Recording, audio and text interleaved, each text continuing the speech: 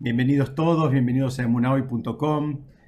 Vamos a estudiar hoy, vamos a seguir estudiando Pirkei Avot. Estamos en el capítulo 4, en la Mishnah 11. Les aviso que ya estamos entrando en un poquito más de... estamos avanzando porque son 6 capítulos. Estamos llegando al final del cuarto, así que tenemos más de la mitad, Baruch Hashem, estudiado juntos. Y el shiur de hoy fue preparado para que sea Leilui Nishmat, Ayala Bat Haya, Moshe Haim Ben Naomi, también para mi abuelo, que esta semana fue, la semana pasada, perdón, fue no, esta semana, perdón, el aniversario, que su nombre es Yahud Ben Sebatia, y también de un tío mío a quien quise mucho, que se llamaba Jacob Ben Rachel, que su aniversario es ahora en 2 días más. Bueno, vamos a leer rápidamente la Mishnah de hoy, que es muy completa, muy rica y tiene mucha información.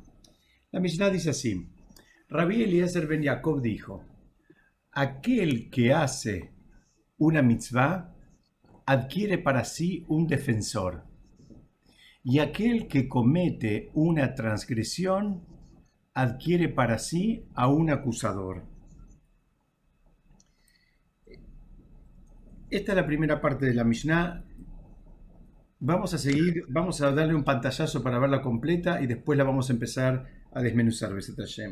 La Mishnah sigue y dice: el arrepentimiento y las buenas acciones son como un escudo contra la retribución.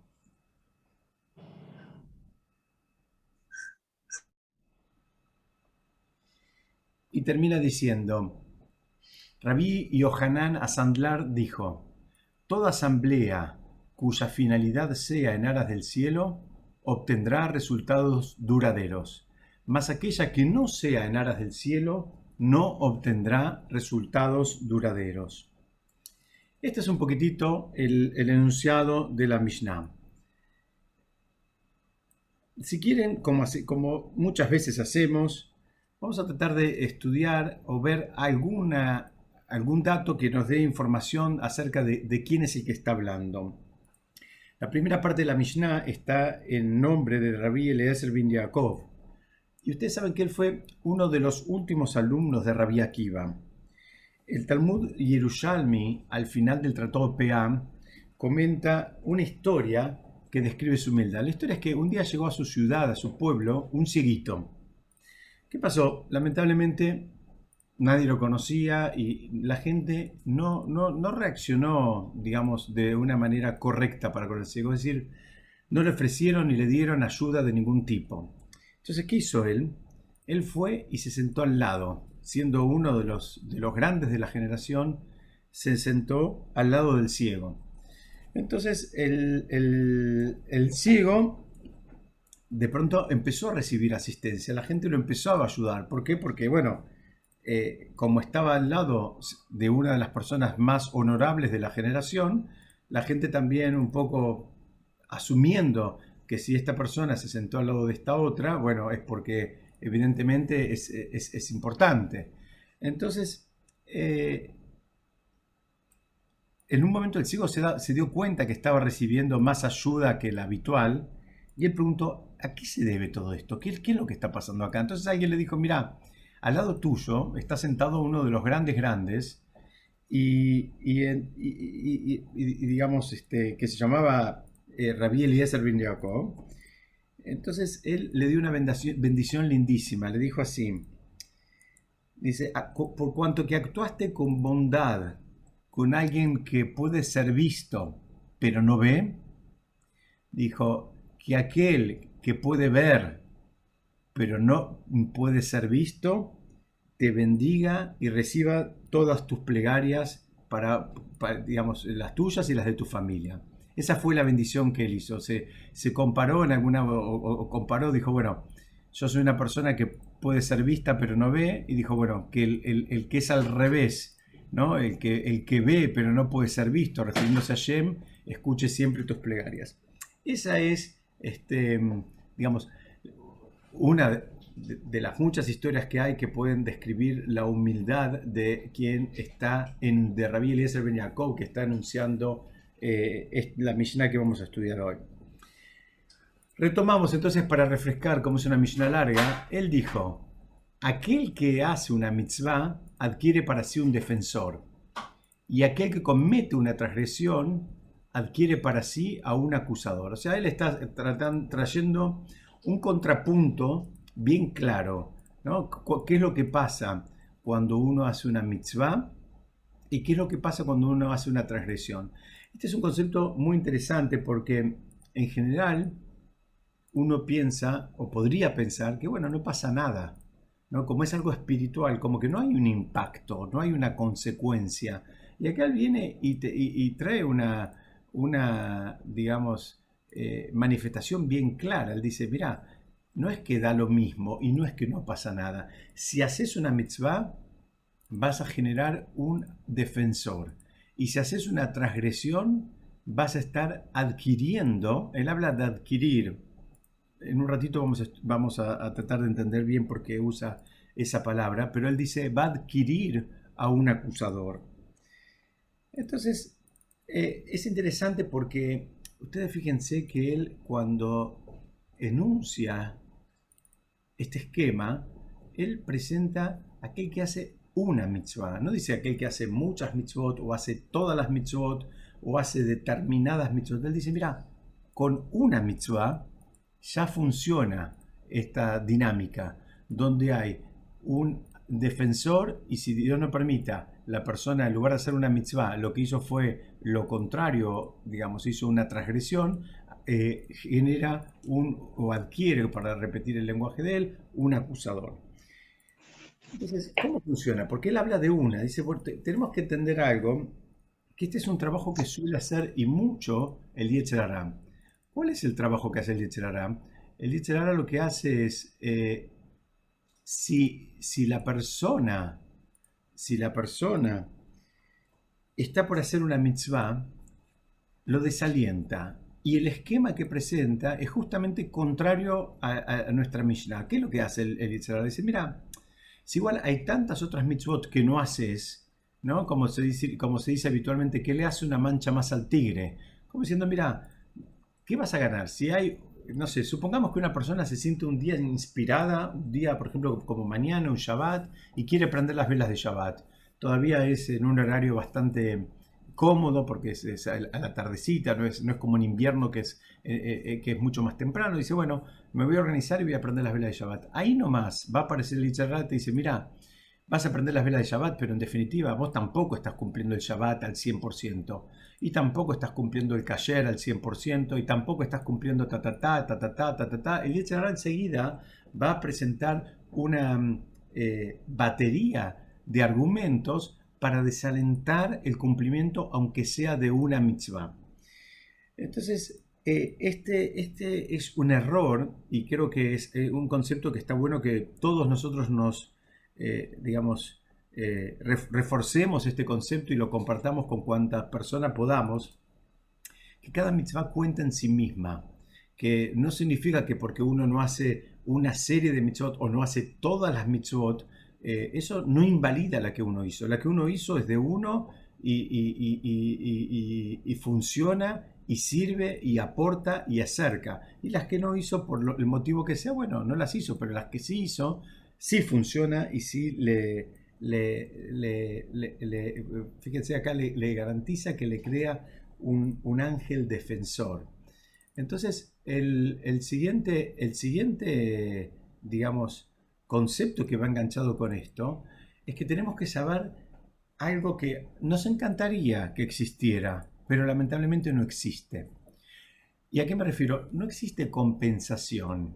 No existe compensación entre mitzvot y transgresiones, ¿no? No, porque alguien podría pensar, bueno, me mandé una macana grande, entonces así como la imagen que tenemos, me mando 2 mitzvot y con eso ya compenso la macana que me mandé. O si fuera al revés, no importa, el esquema sirve para cualquier, digamos, punto de vista que le querramos dar.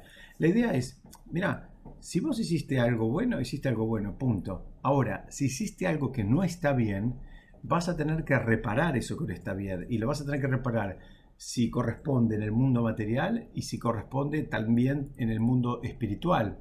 Es decir, no porque, digamos, ahora hiciste una mitzvah, o hiciste una mitzvah grande, o hiciste una mitzvah muy elevada, eso no significa, no hay como un clearing, no hay una cámara compensadora con débitos y créditos. Son dos cosas distintas. La mitzvah cuenta en sí misma, aunque la hiciste en un contexto de un montón de otras transgresiones. Ahora hiciste una, esa cuenta. Pero lo que tenemos que saber, y es un concepto muy importante, es que no existe compensación. Cuando decía antes un poco en chiste, un poco en serio, es que quisiéramos que existiera el concepto de la compensación. ¿Y por qué? Porque hay veces, no sé, sentimos culpa, entonces vamos, hacemos una mitzvah grande o nos mostramos generosos para con el prójimo, para con Hashem, para con alguna causa y pensamos que eso limpia otras macanitas que nos mandamos. Lamentablemente no funciona así, sería bárbaro en el sentido de que, bueno, tendríamos eh, una solución al alcance de la mano, pero no es como funciona el esquema digamos, de Torah y de las mitzvot. Entonces, pero hay una buena noticia en función a esto, y es que si la persona hizo muchas transgresiones, alguien podría decir, bueno, yo ya está, yo ya no tengo esperanzas, ¿no? Viví la vida loca, me equivoqué, hice muchas cosas que estaban mal, ahora, ¿qué voy a hacer? Dice, bueno, el concepto es no pierdas las esperanzas, porque el arrepentimiento y mejorar las acciones son un escudo frente al castigo. Así es el lenguaje que usa. O sea, ¿cómo funciona el escudo? Eh, el escudo es que lo que uno hizo bien, esa mitzvah lo protege a uno. Y vamos a ver en unos minutitos más cómo es que lo protege. Entonces, repasamos un poquitito los conceptos hasta ahora. No hay compensación. Cada mitzvah cuenta, no porque uno no pueda hacer un paquete de mitzvot, o no porque uno no pueda hacer todas las mitzvot, o no porque uno no pueda hacer muchas, hay que descartar. A veces hay una, bueno, uno puede agarrar una, bueno, la que agarró es de él. En el ejemplo que dimos antes, la persona que pudo y prendió las velas de Shabbat, y lo hizo con alegría, y lo hizo con concentración, y lo hizo con cariño, aunque después no pudo, digamos, honrar el Shabbat en su totalidad, aunque después tal vez lo que había en su mesa no era del todo kasher o no era kasher de acuerdo a los estándares más estrictos, eso no significa que la mitzvah que él hizo o que ella hizo con las velas de Shabbat no cuente. Cuenta y cuenta de sobremanera. Entonces, ese es un concepto importante, y el otro es el que no hay compensación. Vamos a avanzar un poquitito. Y la Mishnah les decía que utiliza un lenguaje, por lo menos si se quiere, llamativo, porque dice, aquel que hace una mitzvah adquiere para sí un defensor. Entonces, ¿quién es el defensor este? ¿Quién es el que nos defiende? ¿Dónde está? Porque no está muy claro. Bueno, sabemos que con cada mitzvah que la persona hace, la persona, digamos, crea un ángel defensor. La persona crea un ángel. Y en ese proceso de crear ángeles, la persona lo puede crear digamos, con distintas características. Si la mitzvah que la persona la hizo, digamos, de la manera más elevada, la hizo con mucho cariño, la hizo digamos, con entusiasmo, como se dice en hebreo, con kavaná, con intención. Bueno, el ángel que creó es completo. Y si la persona hizo la mitzvah, digamos, vamos a dar un ejemplo, un poquito con desgano, sin mucho entusiasmo, sin muchas ganas, bueno, creó también un ángel, pero lo creó incompleto. El ángel no tiene el mismo nivel de perfección que aquel que se hizo con todos los condimentos que mencioné antes. Entonces, acá hay un concepto un poquito profundo, pero vamos a tratar de verlo juntos. Explican los jajamim que hay dos tipos de ángeles. Hay los que acabamos de escribir, que son los que la persona va creando con sus acciones. Y de acuerdo a sus acciones y de acuerdo al espíritu, al entusiasmo, a la alegría que él le impregna a sus acciones, esos ángeles son más completos o menos completos, ¿sí? Pueden ser también bastante débiles y pueden ser que le falten unas cuantas piezas. Pero hay otro ángel defensor que existe antes de que hagamos la mitzvah. Entonces, digamos, mismo ese ángel funciona como defensor independientemente de la categoría de mitzvah que hagamos. ¿Se entiende? O sea, tenemos ángeles que dependen de la categoría o de la performance que tengamos nosotros en el momento de hacer la mitzvah, y también tenemos ángeles que son independientes de eso, digamos, ¿por qué? Porque ellos son preexistentes a la mitzvah. Entonces, por eso ustedes fíjense que la Mishnah habla de hacer una mitzvah y no habla de cumplir una mitzvah, porque quiere apoyarse en ese concepto para decir, mira, vos al hacer una mitzvah estás haciendo un ángel también, estás haciendo una creación espiritual que no la vemos, que tenemos que creer en los libros, digamos, súper profundos y que acompañen a nuestro pueblo por generaciones, pero que existe, claro que existe, y así funciona, eso es lo que la Mishnah nos quiere venir a decir.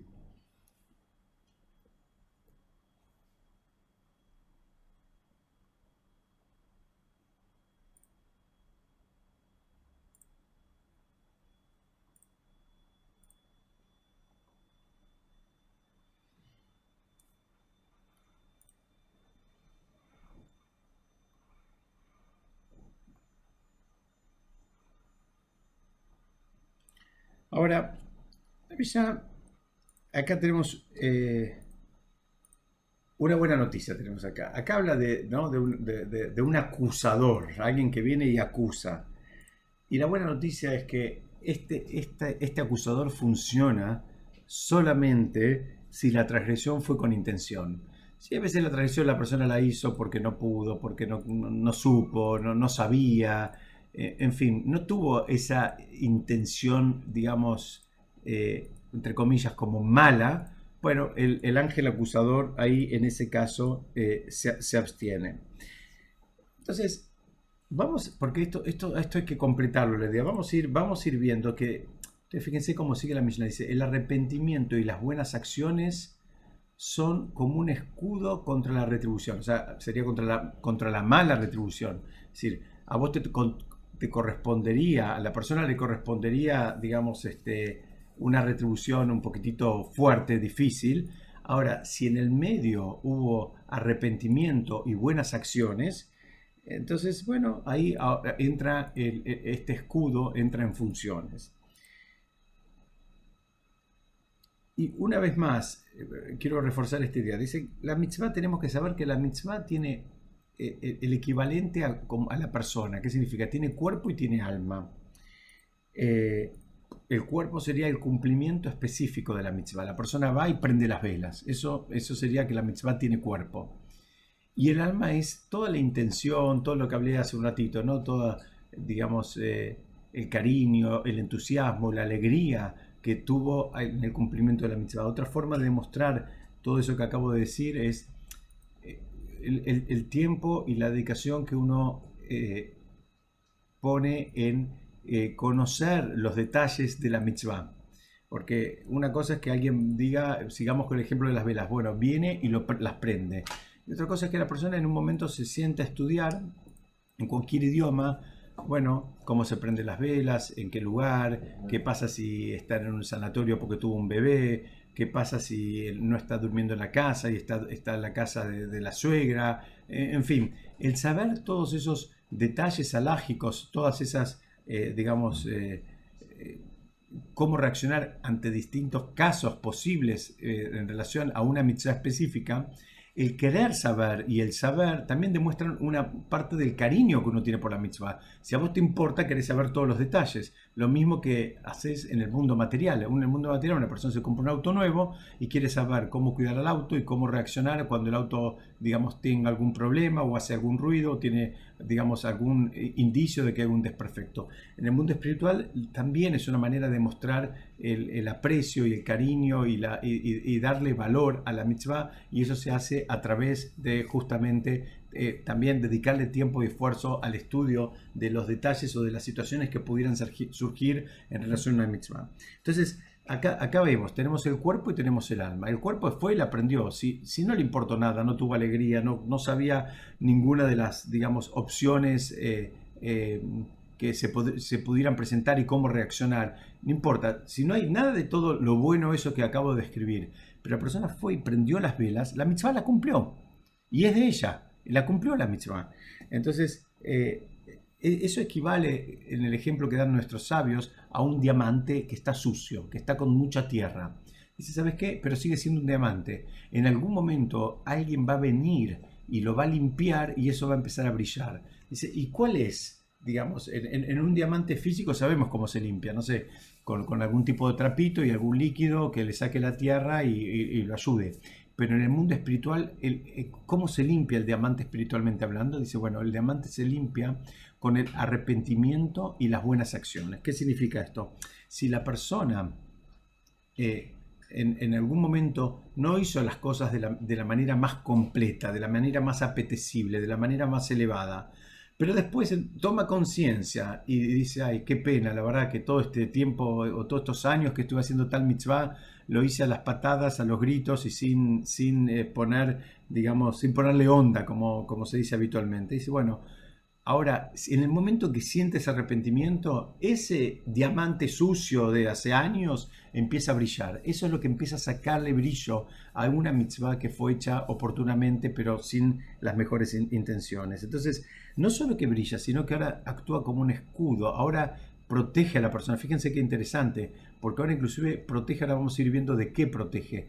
Pero el escudo funciona, el escudo está ahí. O sea, ahora vemos algo que uno hizo en el momento cero, sin las mejores intenciones, sin las mejores motivaciones. Ahora en el momento 10 se arrepiente, muy bien. Ahora la paga no solo es retroactiva, sino que también tiene implicancias de ahora en más. Vamos a seguir viéndolo juntos.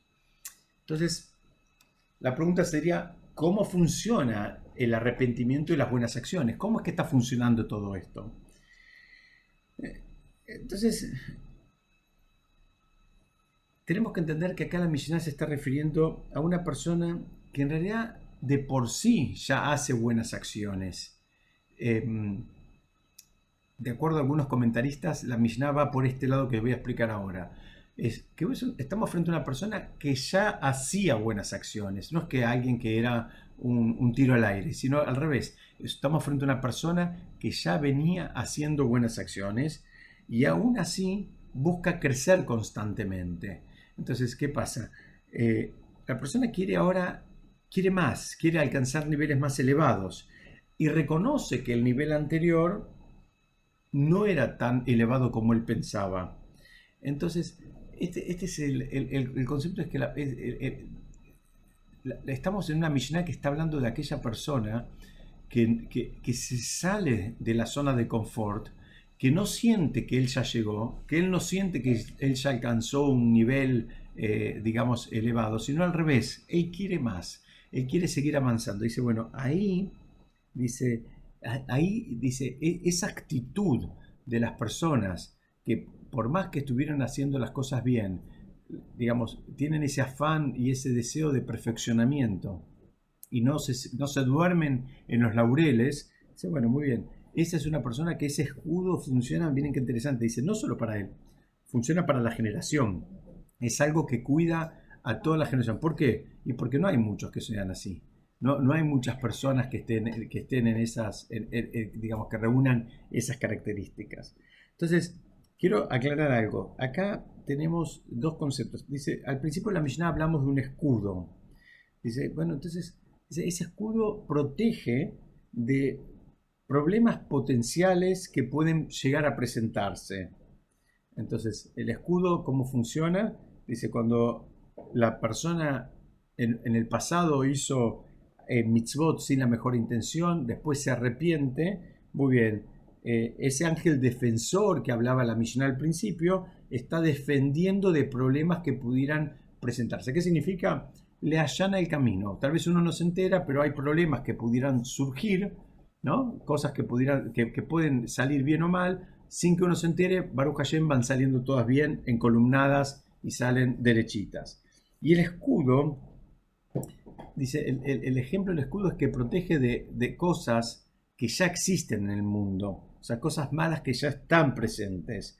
Entonces, el hacer teshuvá y buenas acciones protege de las cosas que están en el mundo, pero que no son malas, que no las queremos cerca. Entonces, uno está protegiendo de algo que ya está, no, Hasu Shalom nos pudiera tocar o no, y otro al revés, nos protege de cosas para que no vengan directamente. ¿Se entiende? Entonces, este es el esquema. Vamos a avanzar un poquitito.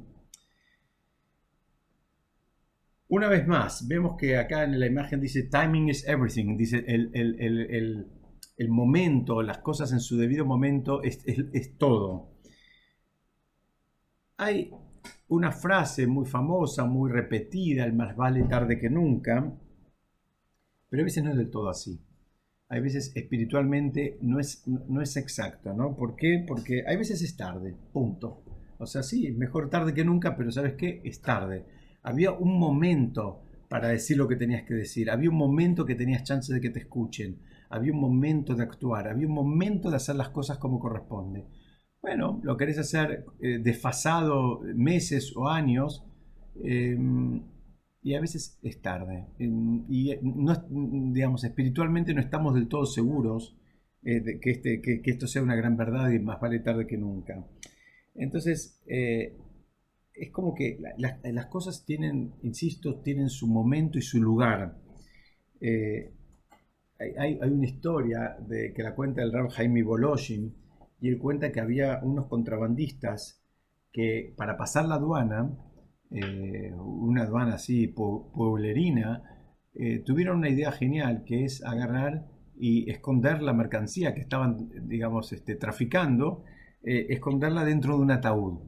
Entonces, supuestamente a, a pasar el puente ese, digamos, de control aduanero, bueno, trasladando un difunto en un ataúd, y bueno, y ese es la idea que ellos tenían. Ahora, ¿qué pasó? Dice que los guardias primero los dejaron pasar, pero al verlos que no estaban demasiado, digamos, consternados en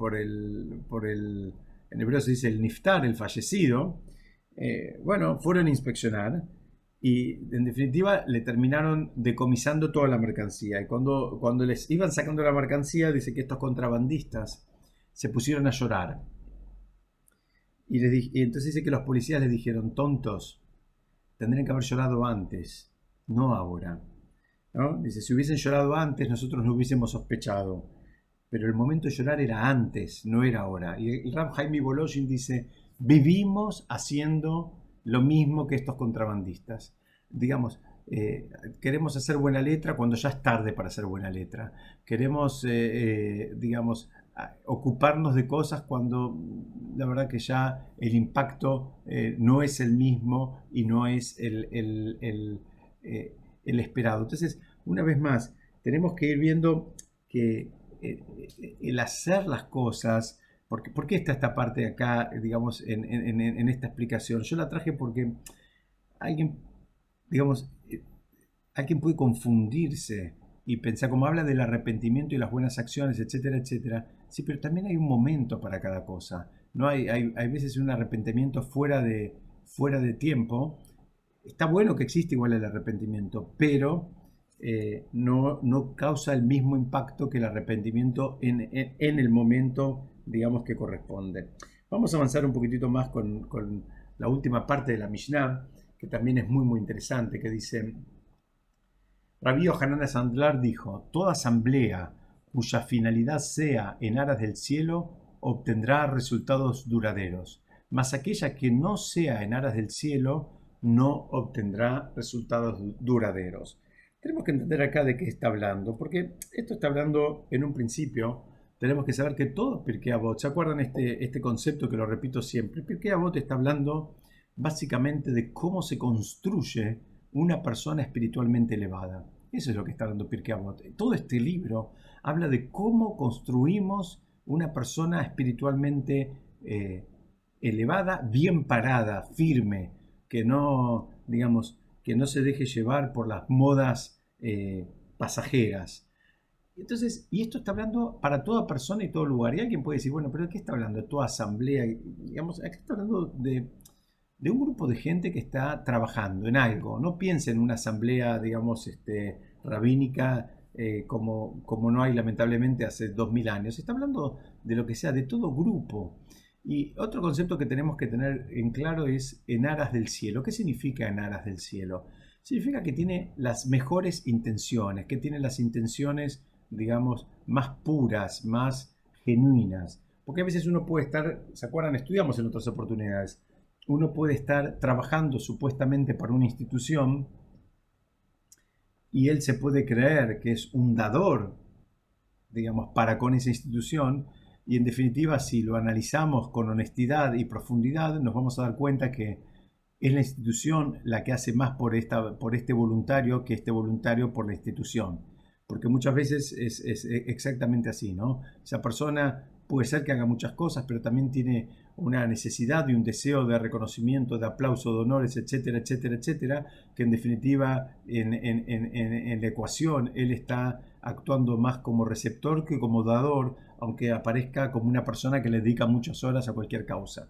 Entonces, cuando hablamos de aras del cielo, estamos hablando de alguien que sacamos todo eso, está haciendo las cosas, digamos, en hebreo se dice Leshem Shamaim, se dice justamente que tiene la intención más pura, lo hace porque es algo que hay que hacerlo, porque es una mitzvah, él no está buscando el aplauso, no está buscando el reconocimiento, no está buscando la paga, no está buscando ningún tipo de plaqueta ni de honor extra.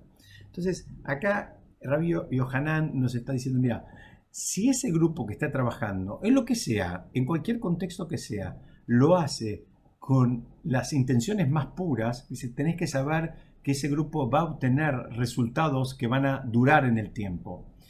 Dice, pero aquellos que lo hacen, digamos, así, todo lo contrario, que ya se lo pueden imaginar, para el aplauso, el reconocimiento, la plaqueta, el nombre de él, etcétera, etcétera, etcétera, dice, esos resultados no van a perdurar en el tiempo, no van a tener un impacto en el tiempo. Ustedes se fijan, muchas comunidades, muchas instituciones nuestras que fueron fundadas tal vez por nuestros abuelos o bisabuelos cuando llegaron, estoy hablando por lo menos acá, lo que conozco en Argentina, cuando llegaron en su momento y lo hicieron con las intenciones más puras, bueno, siguen todas en pie ahora, pasaron cientos de años y las instituciones siguen en pie. Y hay otras cosas que tenían que ver con más modas pasajeras y con otras agendas que había en cabeza de las personas que participaban, que vemos que no duraron y no existen más.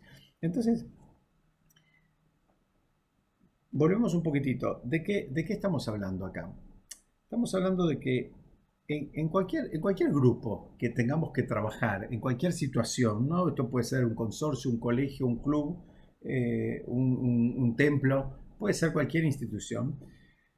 La realidad de las cosas es que hay distintos individuos. Me gustó esta imagen porque tenía, digamos, muñequitos de distintos colores, demostrando que cada uno tenía, digamos, algo que lo diferenciaba del prójimo.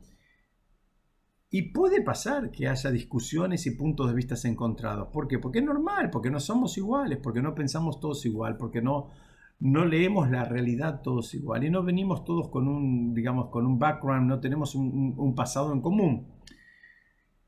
Entonces, ¿qué pasa? Puede pasar que la persona sienta que él es el que debe estar a cargo. ¿Sabes qué? Déjenme que yo decida, déjenme que yo resuelva. Ustedes están más para obedecer y yo estoy más para mandar. ¿Por qué? Porque yo tengo claro el camino y mi camino es el indicado y ustedes encolúmnense detrás mío.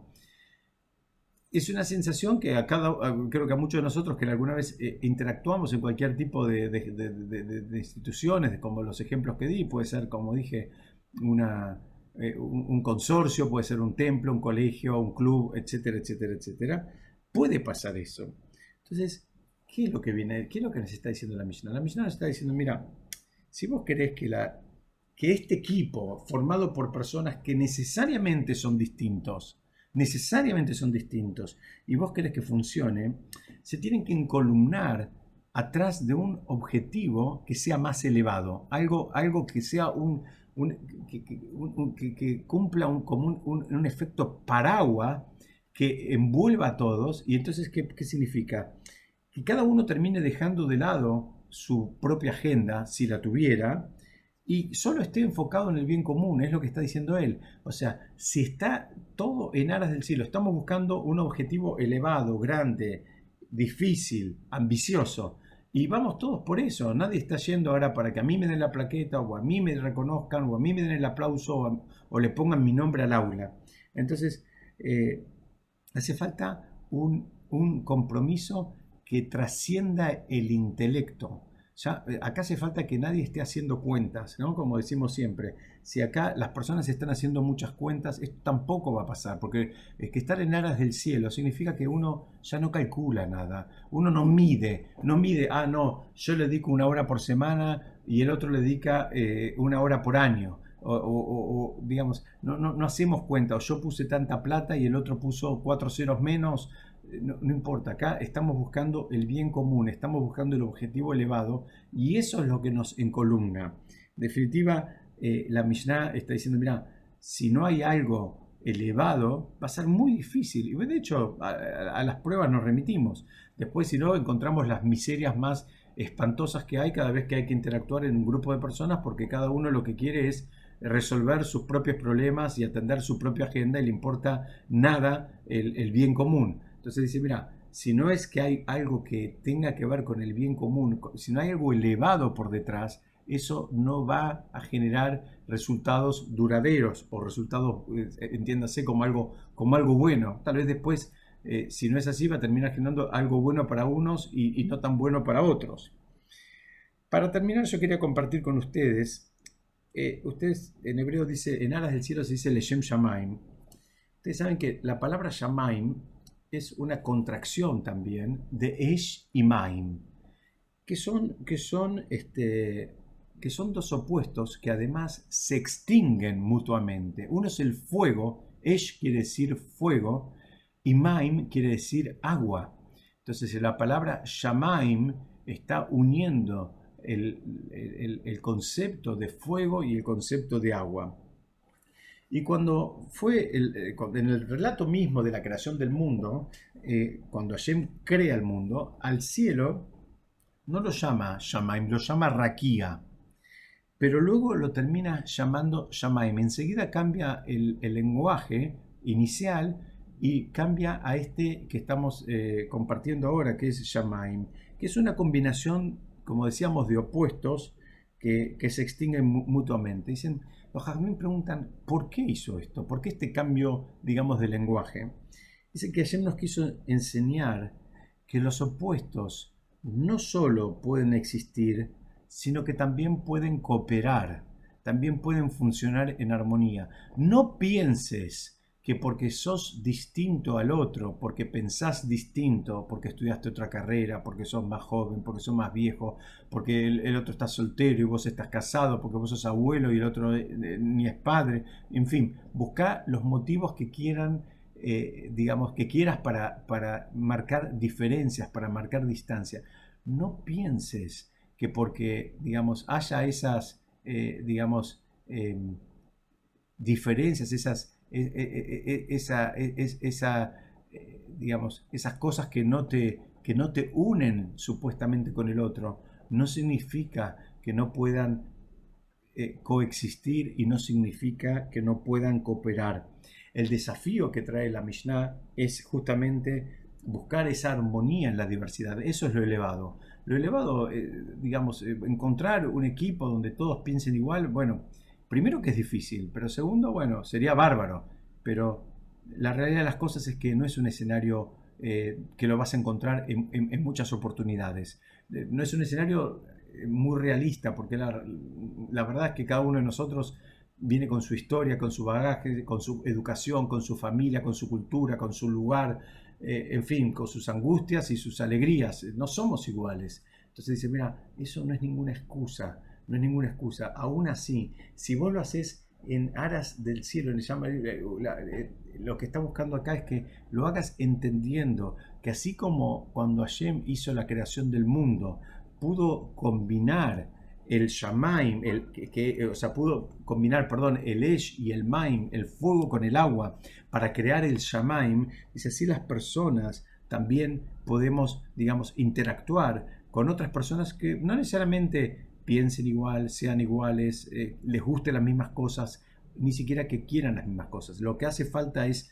digamos, tener una causa paraguas, algo más elevado que puede ser el objetivo de lo que se está haciendo o justamente hacerlo en armonía. Eso ya de por sí, poder hacer cualquier cosa en armonía, aún en la diferencia, eso ya es un objetivo en sí mismo, independientemente de la causa que haya. Entonces, esta actitud de poder aceptar esa diferencia, digamos, en el otro, muchas veces la encontramos o somos más propensos a realizarla y a cumplirla cuando hay una amenaza del exterior. Pero, digamos, la Mishnah nos está invitando a actuar en armonía aún en un contexto, digamos, de paz, en un contexto, digamos, de tranquilidad y de relajación. Entonces, repasamos en dos palabras. La Mishnah empezó hablando donde habló de aquel, Rabbi Eliezer ben Yaakov dijo, aquel que hace una mitzvah, no dijo cumple, dijo de hacer, porque estaba implícitamente queriéndonos enseñar este concepto de cuando uno hace una mitzvah, crea un malaj, y que uno puede crear un malaj más completo o lo contrario, y que depende de qué depende de la mitzvah misma y de todos los matices que van, digamos, detrás de la mitzvah, el cariño, el recato con que hizo la mitzvah. A veces uno puede dar una tzedaká y la puede dar de una manera, digamos, elevada, o puede cancherear cuando está dando una tzedaká. La mitzvah la hizo y la cumplió, porque en definitiva el receptor se vio beneficiado y hasta ayer no podía pagar las expensas y hoy Baruch Hashem las puede pagar. Pero eso no significa que no hay niveles. En todo hay niveles. Así como en el mundo material hay niveles, en el mundo espiritual también hay niveles. Entonces acá lo que nos viene a enseñar la Mishnah es que creaste un ángel defensor. Y si cometiste una transgresión, tenés que saber que hay un ángel acusador. Hablamos después del concepto de que no hay compensación. No tenemos compensación entre transgresiones y entre mitzvot. No funciona así. Por las mitzvot, bueno, vamos a tener, si Dios quiere, una recompensa después de 120 años y creamos un ángel bueno. Por las transgresiones las tenemos que arreglar, las tenemos que resolver, tenemos que repararlas. ¿Cómo se reparan? Siempre estudiamos ante Rosh Hashanah. La primera manera de repararlas es sintiendo el arrepentimiento, sintiéndonos mal por cosas que pudiéramos haber hecho mejor y no las hicimos. Pues la Mishnah siguió hablando justamente de cómo funciona, que ese arrepentimiento funciona como un escudo, ¿no? Porque protege, y terminamos hablando este concepto de cuando hay, digamos, un trabajo en equipo, necesitamos que todo el equipo se encolumne, o sea, que salga lo mejor del equipo. Y lo mejor del equipo es, si se puede, es que haya una agenda en común y que esa agenda sea elevada. Entonces, independientemente de que pensemos igual, seamos hinchas del mismo club, seamos amigos o no seamos amigos, no nos guste la cara del otro, porque puede ser el motivo más bajo el que nos separa, pero aún así, si lo que, digamos, nos une es algo elevado, dice, ahí sí va a tener resultados duraderos, digamos, lo que haga este equipo, este grupo de personas. Bueno, hasta aquí era lo que quería compartir con ustedes. Si quieren, yo abro para que hagan alguna pregunta, y si no, les digo que me encantó volver a verlos, me encantó volver Saco a Baruch, estudiar juntos. muy bueno. Gracias, gracias. ¿Cómo estás, Sergio? Me encantó volver a estudiar juntos, y si Dios quiere, nos, nos encontramos de vuelta No el sé. que viene. No sé si hay